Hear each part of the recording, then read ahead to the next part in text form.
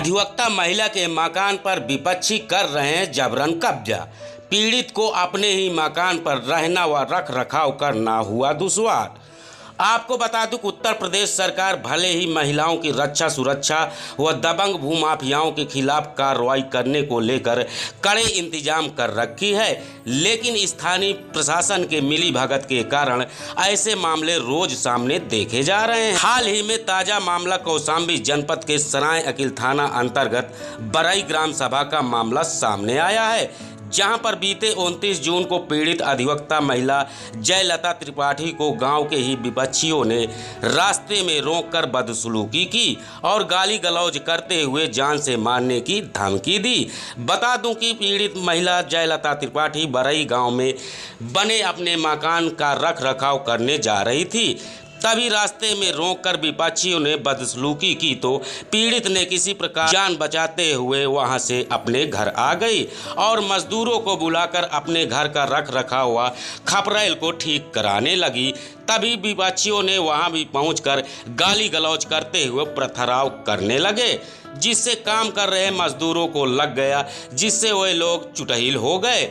अकेली व असहाय पीड़ित महिला को परेशान करते हुए विपक्षियों ने खूब तांडव किए। इससे हताश परेशान पीड़ित ने सराय अकिल थाना में फोन करके घटना की जानकारी दी तो कुछ समय बाद हल्का सिपाही मौके पर पहुंचकर मामले को शांत करवाया, लेकिन विपक्षियों के खिलाफ कोई भी कार्रवाई नहीं की गई। आरोप है कि विपक्षी थाने में दूध देने का काम करता है, इसी कारण कोई भी कार्रवाई नहीं की जाती है, जिससे विपक्षियों के हौसले बुलंद है और विपक्षी लोग लगातार धमकी देते हैं और कहते हैं कि कहीं भी शिकायत करना है कर लो, तुम लोग वह पुलिस प्रशासन हमारा कुछ नहीं बिगाड़ पाओगी।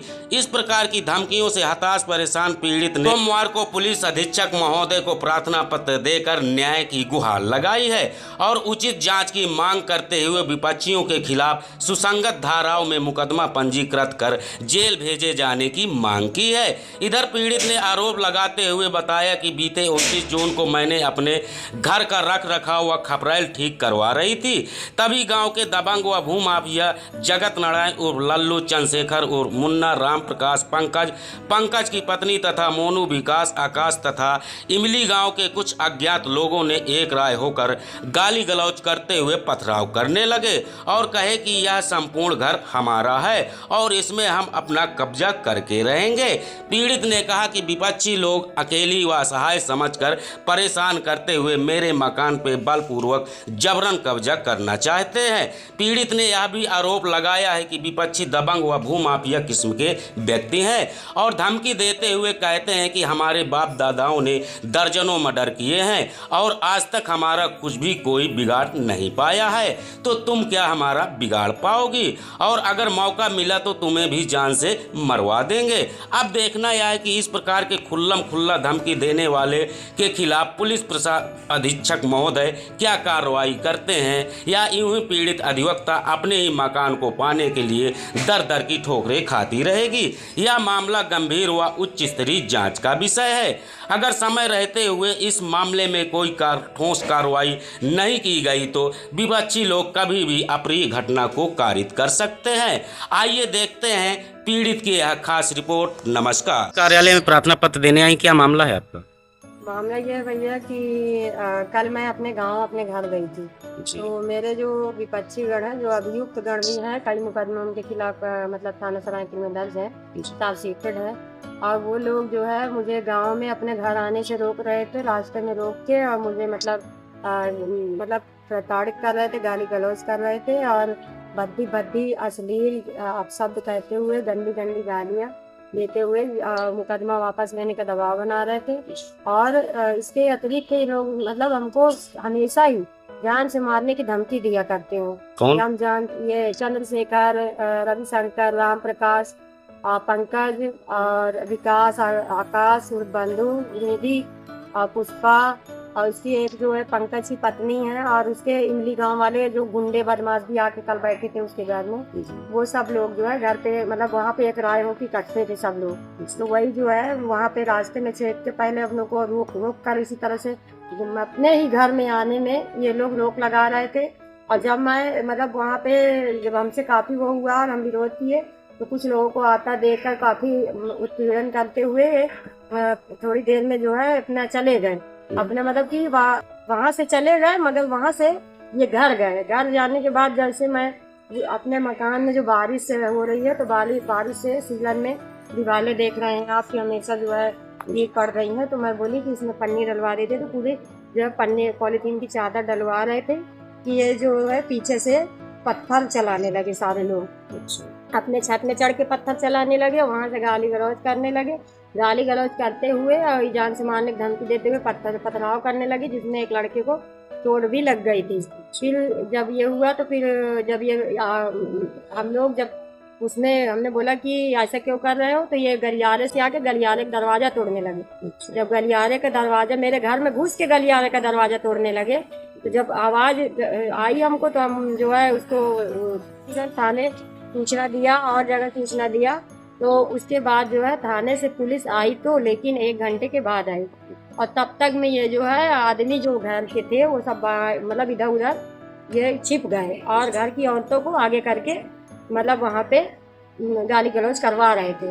और उसके साथ साथ ये जब भी होता तब मार डालने की धमकी दिया करते हैं। पता नहीं क्यों इतना ज़्यादा आतंक है, क्योंकि थाना सरायकिल में ये दूध दिया करते हैं।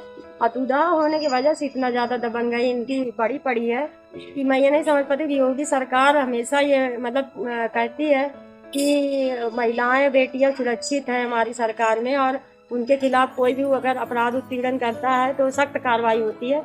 लेकिन यहाँ तो बड़ी धारा भी हटाई दी जाती है। और दूसरी बात ये कि इतनी मुकदमे कायम होने के बाद, और दूसरी बात इनको अपराध का भय नहीं है, ये दबंगई करते चले। इतनी बड़ी गुंडागर्दी हो गई कि थाने में दूध देने की वजह से ये जो है दूसरे के साथ आए दिन मारपीट लड़ाई झगड़ा करते रहेंगे, मतलब हत्या कर देंगे किसी की।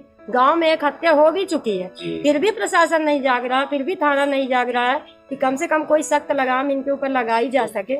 आपने इस प्रकार के कई मामलों में आपने प्रार्थना पत्र दिया है, एसपी साहब से मिला, डीएम साहब से मिला, क्या कारण है कि आज तक आपकी कोई कार्रवाई नहीं हुई और आज तक कोई एफआईआर नहीं दर्ज किया गया? कारण सिर्फ यही है कि यहाँ से तो बोल दिया जाता है कि वो थाने में दूध देना कल से बंद कर देगा। अभी उस दिन भी 26 तारीख को यही बोला गया था, लेकिन उसके बाद भी थाने में दूध देना उसका बंद नहीं होता। सीसीटीवी फुटेज यदि थाने की निकलवाई जाए तो क्लियर हो जाए, क्योंकि ये गेट से दूध दे के अभी भी चंद्रशेखर थाने जाता है, दूध देकर चला जाता है। थाने से जो लोग वहाँ जाते हैं उसको बोलने के लिए, तो वो वहाँ से बोल के चले आते कि थाने चले आना, हम तुम्हारे थाने बुलाया गया है। और ये थाने जाते नहीं है। दूसरे दिन जब दूध देने जाते हैं तब भी पुलिस इनको नहीं पकड़ती, और नहीं पकड़ती है। और थाने में दूध देने की वजह से ये बचे रहते। गांजा माफिया भी हैं, इनके घर में कभी छानबीन होती नहीं है। गांजा इनके घर में मतलब वैसे भी इतना सब सारे पूरा ये गांव जानता है कि गांजा बो रखे रहते हैं खेत में कभी न कभी। और जब इनके गांजा की शिकायत मैंने जब किया है तभी इसको थाने से सूचना मिल जाती थी, गांजा कटवा देता था। तो वही सारी चीजें हैं कि मतलब थाने से इसका संदिग्ध संबंध होना ये एक महत्वपूर्ण बिंदु है, जिसकी वजह से ये आज तक इसकी दबंगई नहीं खत्म हो पा रही। जबकि जिलाधिकारी उप जिलाधिकारी महोदय ने मेरे मकान के पश्चिमी भाग जो शौचालय है और अंतिम कमरा उसका तो निस्तारण भी करवा दिया था, लेकिन उस निस्तारण का अनुपालन ये आज तक नहीं किए, मतलब आज तक नहीं कर रहे हैं, न किए। और उसका उल्लंघन बराबर करते चले आ रहे हैं, बराबर उसका उल्लंघन तो करते चले आ रहे हैं। जो मेरी बच्ची सही मकान है उसको भी क्षतिग्रस्त और जर्जर कर रहे हैं। विपक्षी आपके मकान संपूर्ण मकान पे कब्जा कर रहे हैं, क्या कारण है? विपक्षी मेरे संपूर्ण मकान में इसलिए जबरन कब्जा करे, मेरे पिताजी की क्या स्वास्थ्य सही नहीं है, वो काफी दिन से बीमार है। और मेन बात यह है कि मेरे पिता के बेटा नहीं है। इस वजह का फायदा उठाकर ये जो है हमें उत्पीड़ित करता रहता है कि मतलब जैसे इनको मार दें तो इनकी संपत्ति हम हड़प लें। तो जब ये इस वजह से मकान में हावी हुआ। इसके पहले भी कभी हमारे साथ भूमाफिया लोगों ने कुछ गलत किया था, उसमें जो भी था आज फैसला हो गया, जो भी हुआ सब कुछ हुआ। लेकिन आज इस मामले में भी जो प्रशासन ने निस्तारण करवाया था उसका भी अनुपालन नहीं हो रहा। और थाने के लिए एक ऑर्डर लिखा था एसडीएम महोदय ने, उसका आज तक अनुपालन नहीं हुआ कि इनका जो है दबंगई बंद हो सके और मेरे जमीन से इनका कब्जा या अतिक्रमण हट जाए। जो अतिक्रमण उप जिलाधिकारी ने हटवाया था डीएम साहब के आदेश में, वो अतिक्रमण फिर से ये कर लिए, फिर वही दबंगई करते रहते हैं उसी वजह से। आज एसपी साहब से मिले, क्या बोले? उन्होंने आश्वासन दिया है कि इसमें कार्रवाई होगी और ठोस कार्रवाई होगी। अब देखना यही है कि उनकी बात का कितना मतलब थाने में महत्व तो समझा जाता है। यही मैं जानना चाहती हूँ कि कम से कम योगी सरकार में एक महिला को, और खास तौर पे जो महिला अधिवक्ता और दूसरों को न्याय दिलाती है, अगर वही सुरक्षित नहीं रहेगी तो आम इंसानों का आप खुद ही समझ सकते हैं क्या हाल है। क्या नाम है आपका? जयलता त्रिपाठी, गांव कौन सा? गाँव बरई।